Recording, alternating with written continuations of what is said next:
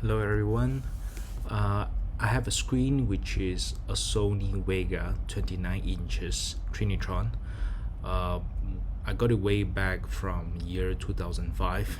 I've been using it for quite a number of years, but I've kept it in storage for a while until recently when I switch it on.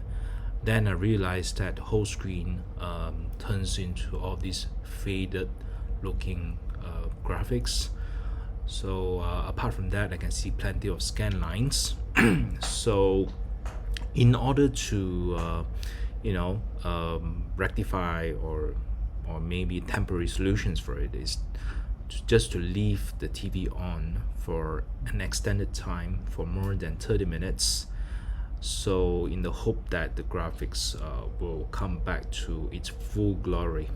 So magically, if I leave it on for long enough, and if the screen got enough time to warm up, the graphics will come back to the original contrast. So as you can see from the video right here, the screen starts flickering and the contrast is coming back from the top to the bottom.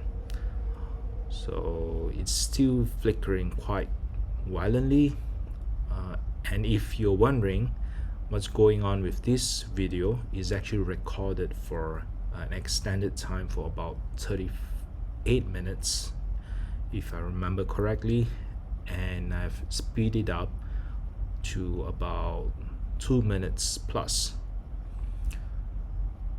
So right about here you can see that the colors is almost back to the original contrast.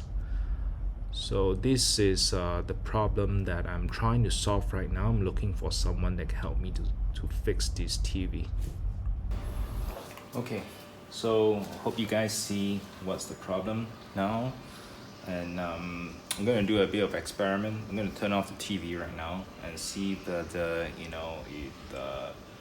it sticks. Okay, I'm not really so confident in this, but I'm going to give it a try. Okay, I'm going to turn it off, and I'm going to turn off also from the power socket.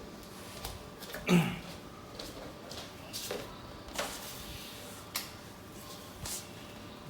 we'll leave it there for like 10 seconds. Right, turn it on again. See if the color sticks.